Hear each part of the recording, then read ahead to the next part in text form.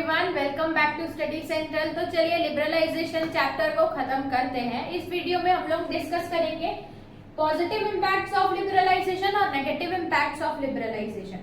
दरअसल ये भी आपका 8 मार्क्स का क्वेश्चन पूछ सकता है। इसके साथ आपको मीनिंग ऐड कर सकता है कि what is the meaning of liberalisation and state the positive and negative impacts of liberalisation. तो आप 8 मार्क्स के क्वेश्चन में इसमें जो मैंने 6 और 6 पॉइंट मेंशन किए, 6, 7 इसको लिख सकते हैं या आप अपने हिसाब से ऐड भी कर सकते हैं। और आप बेसिकली डायग्राम्स बना के अगर पॉइंट्स लिखेंगे तो वो स्पेस ज्यादा ऑक्यूपाई करेगा, जिससे आपको मार्क्स ज्यादा मिल सकते हैं। तो देखते हैं पॉजिटिव इम्पैक्ट्स ऑफ लिबरलाइजेशन क्या है। लिबरलाइजेशन हमें पता है कि जो रूल्स एंड रेगुलेशन ट्रांजेक्शन को लेके या ट्रेडिंग को लेके जो स्ट्रिक्ट रूल्स थे उनको कम कर देना। तो इसके पॉजिटिव इम्पैक्ट्स क्या होंगे? पॉजिटिव इम्पैक्ट्स ये होंगे कि अगर मैं अपने हिसाब से आपको बताऊं, अगर आप सोचोगे कि क्या अच्छा हो रहा है, तो अब हमें फॉरेन प्रोडक्ट्स भी इजीली मिल रहे हैं, बहुत सारी इंडस्ट्री एस्टैब्लिश हो रही है, एक कंपटीशन मिल रहा है, उसके साथ साथ हम टेक्नोलॉजी भी यूज कर रहे हैं, एम्प्लॉयमेंट इंक्रीज हो रही है क्योंकि काम ज्यादा बढ़ रहा है। तो इस तरीके से कुछ आप पॉजिटिव इम्पैक्ट्स डाल सकते हैं लिबरलाइजेशन की सोच से। अगर ये उसके बाद नेक्स्ट और कोई टॉपिक छूट जाता है तो देखते हैं कि और क्या पॉइंट आप ऐड कर सकते हैं। उसके बाद कंपनीज एक्ट, अब वो लोग अपनी जो इन्वेस्टमेंट थे ना उसको अलग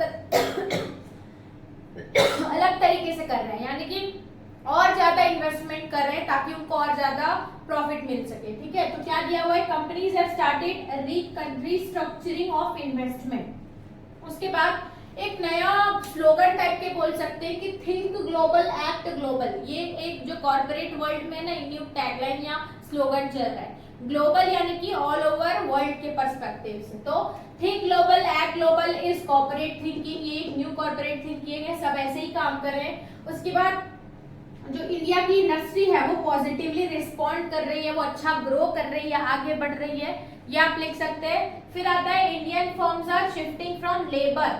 अब देखो कोई भी डेवलपिंग कंट्री होती है ना, वो ज्यादा से ज्यादा कैपिटल इंटेंसिव टेक्निक में ज्यादा होती है, लेबर में कम होती है, क्योंकि वो टेक्नोलॉजी में अपग्रेड करके। तो इसी तरीके से अगर हम भी लिबरलाइजेशन को ऑप्ट कर रहे हैं तो समवॉट हम लोग लेबर इंटेंसिव टेक्निक को रिमूव करके हम लोग कैपिटल की तरफ जा रहे हैं। ठीक है, तो Indian firm shifted from labour to capital, ये भी एक पॉजिटिव इम्पैक्ट है। फिर आता है उसके बाद role of scale of economics, मतलब जो एंटरप्रेन्योर्स है ना, पहले उनको इकोनॉमिक स्टेटस या इकोनॉमी कैसे अच्छी हो सकती है उसके बारे में उनको पता नहीं था, लेकिन अभी जैसे जैसे लिबरलाइजेशन आ रहा है they are some kind of interacting with other nations as well, तो इसीलिए वो लोग स्केल ऑफ इकोनॉमिक्स की इंपॉर्टेंस रियलाइज कर रहे हैं। ठीक है, Indian entrepreneurs have fast realise role of scale, economy का जो स्केल है उसकी क्या इंपॉर्टेंट है वो रियलाइज कर चुके हैं। फिर आता है बिजनेस टुडे, अभी के जो टाइम के बिजनेस हैं वो हाईली कॉम्पिटिटिव हो गए हैं बिकॉज ऑफ लिबरलाइजेशन। तो दीज आर द पॉइंट्स, ये पॉजिटिव इम्पैक्ट्स में आप लिख सकते हैं। इसके साथ साथ ये भी लिख सकते हैं कि एम्प्लॉयमेंट इंक्रीज हो गई है और डिफरेंट काइंड्स ऑफ फूड मिलते हैं, बहुत सारे नंबर ऑफ इंडस्ट्रीज इंक्रीज हो रही है, वो आप अपने हिसाब से ऐड कर सकते हैं। पॉजिटिव के साथ साथ नेगेटिव इम्पैक्ट्स भी होते हैं। नेगेटिव में आप क्या डाल सकते हैं कि हम ज्यादा से ज्यादा अगर लेबर इंटेंसिव की तरफ, कैपिटल इंटेंसिव की तरफ जा रहे हैं तो अनएम्प्लॉयमेंट इंक्रीज हो रही है ना, क्योंकि लिबरलाइजेशन टेक्नोलॉजी में भी अपग्रेड लाया, तो ये एक डिसएडवांटेज है। उसके बाद अब ऐसी चीजें डिमांड की जा रही है जो कि अब सोसाइटी के लिए इंपॉर्टेंट नहीं है, सोसाइटी को ऑफ सेक्शन कर दिया गया है, क्योंकि ट्रेडिंग ऐसे हो रही है कि कंज्यूमर कुछ भी डिमांड कर रहा है, जिसके कारण जो सोशल पर्सपेक्टिव से डिमांड आनी चाहिए वो नहीं आ रही है। इसके साथ साथ स्मॉल स्केल इंडस्ट्रीज को बहुत ज्यादा लॉस हो रहा है क्योंकि लार्ज स्केल इंडस्ट्रीज अपना ही आगे ट्रेडिंग कर रही है। तो ये सब पॉइंट आप अपने हिसाब से ऐड कर सकते हैं। अब कुछ पॉइंट्स मैंने लिखे हैं, हम देखते हैं कि जो स्मॉल यूनिट्स है वो क्लोज हो गए क्योंकि वो लोग इतना कंपटीशन या कैपिटल इंटेंसिव की तरफ ज्यादा बढ़ रहे थे, तो वो इतना केपेबल नहीं थे इतने इन्वेस्टमेंट के लिए। तो large numbers of small units are forced to close down, वो क्लोज हो गए।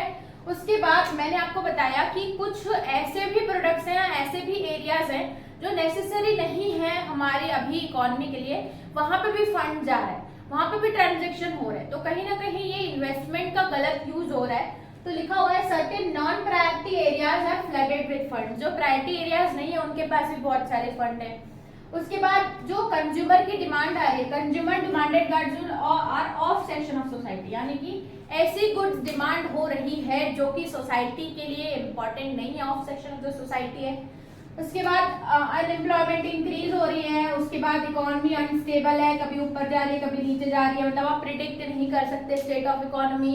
उसके बाद आउटपुट ऑफ कैपिटल गुड्स। अब देखो ट्रेडिंग हो रही है ना, तो जो हमारे नॉर्मल जो गुड्स होते हैं ना उसकी ट्रेडिंग ज्यादा हो रही है। कैपिटल गुड्स की इंपॉर्टेंस अभी नहीं रही है क्योंकि छोटे छोटे पैमाने पे लोग ट्रेडिंग कर रहे हैं। तो आउटपुट ऑफ कैपिटल गुड्स का आउटपुट डिक्लाइन हो गया है। उसके साथ साथ पब्लिक सेक्टर, अब इतने सारे चॉइसेस मिल रहे तो क्या गवर्नमेंट सेक्टर को कोई फेवर करेगा? नहीं। तो सबसे ज्यादा जो इफेक्ट हुए वो पब्लिक सेक्टर यानी कि गवर्नमेंट एंटरप्राइजेस इस लिबरलाइजेशन से इफेक्ट हुए। ठीक है, तो आप अपने हिसाब से 3-4 पॉइंट ऐड कर सकते हैं। वैसे अगर आप 8 मार्क्स के में 8 पॉइंट्स लिख रहे हैं तो काफी है, अगर मीनिंग के साथ आप एक्सप्लेन करके लिख रहे हैं तो उतना सफिशिएंट है। बस आप ये देखिए कि आप कंटेंट कितना यूजफुल ऐड कर पा रहे हैं इसमें, वो हमको देखना चाहिए। और अननेसेसरी स्पेस छोड़ के ना लिखे, जितना कम जगह ऑक्यूपाई करके आप भर के लिखोगे तो वो कंटेंट ज्यादा दिखता है। तो इसी से हमारा लिबरलाइजेशन चैप्टर कंप्लीट होता है। चलते हैं नेक्स्ट वीडियो में, मिलते हैं नेक्स्ट टॉपिक के साथ। तब तक के लिए थैंक्स फॉर